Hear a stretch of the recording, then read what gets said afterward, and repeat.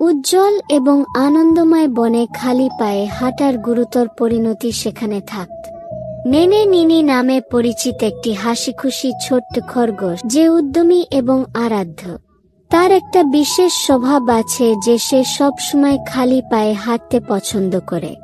নিশ্চিন্তে দৌড়াতে দৌড়াতে তার পায়ের নিচে শীতল শিশির ভেজা বনের ঘাসের অনুভূতি সে উপভোগ করে। তবে আমার মা সবসময় তাকে উদ্বিগ্নভাবে সতর্ক করে দিতেন যে যদিও নেনে খালি পায়ে খুব আরামদায়ক, বনে অনেক ছোট ছোট বিপদ লুকিয়ে আছে যা আমরা কেবল জুতা পরেই দেখতে পাই না। যদিও নিন সম্মতিতে মাথা নাড়ল, সে মনে মনে ভাবল, খালি পায়ে থাকা কতটা আরামদায়ক, আমি জুতা পরতে চাই না।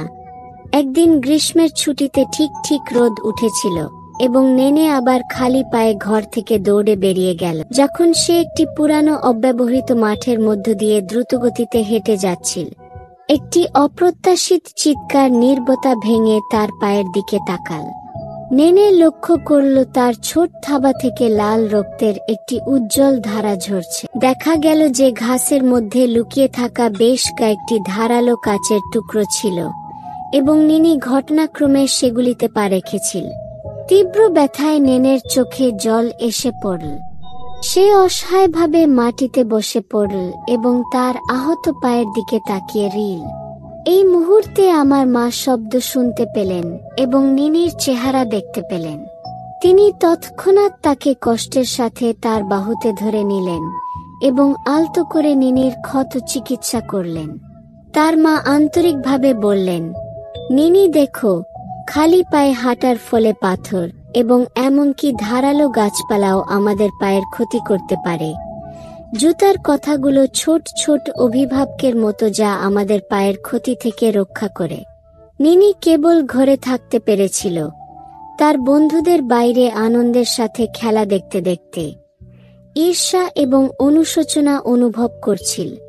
সে তার মায়ের কথাগুলো গুরুত্ব সহকারে বিবেচনা করতে শুরু করেছিল এবং বুঝতে পেরেছিল যে জুতা পরা কেবল চেহারার বিষয় নয়, বরং সবচেয়ে গুরুত্বপূর্ণ আত্মসুরক্ষার জন্য। সুস্থ হওয়ার পর নিনি আর খালি পায়ে হাঁটতে পারেনি। সে তার মায়ের তৈরি একজোড়া সুন্দর জুতা পরেছিল যা সুন্দর এবং আরামদায়ক ছিল।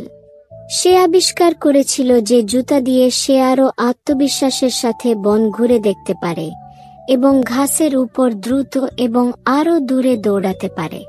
গ্রীষ্মের ছুটির শেষে হঠাৎ ছোট ছোট বিপদের কথা আর চিন্তা করে না। নিনি জুতা পরতে সম্পূর্ণ অভ্যস্ত হয়ে গিয়েছিল এবং এমনকি অন্যান্য ছোট প্রাণীদের তাদের পদক্ষেপ দেখার জন্য সক্রিয়ভাবে মনে করিয়ে দিতে শুরু করেছিল। সে তার অভিজ্ঞতা ব্যবহার করে সবাইকে বলেছিল যে যদিও খালি পায়ে হাঁটা শীতল এবং আরামদায়ক মনে হতে পারে, জুতা পরলে আমরা বিশ্বের সৌন্দর্য আরও নিশ্চিন্তে উপভোগ করতে পারি। এক শান্ত রাতে নিনি তার মায়ের পাশে শুয়ে আলতো করে বলল, মা, জুতা পরার গুরুত্ব আমাকে বোঝানোর জন্য ধন্যবাদ। এখন আমি বুঝতে পারছি যে জুতা কেবল আমার পা রক্ষা করে না, বরং পৃথিবী আবিষ্কার করার জন্য আমার মধ্যে আরও আত্মবিশ্বাস জাগায়। মায়ের চোখে স্বাচ্ছন্দ্যের ঝলক দেখা গেল।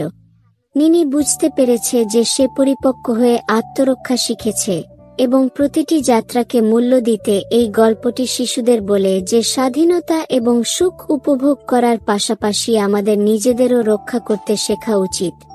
জুতা পরুন। এটি একটি প্রতিরক্ষামূলক স্তর পরার মতো যা আমাদের আরও সুরক্ষা এবং আত্মবিশ্বাসের সাথে এই রঙিন পৃথিবী অন্বেষণ করতে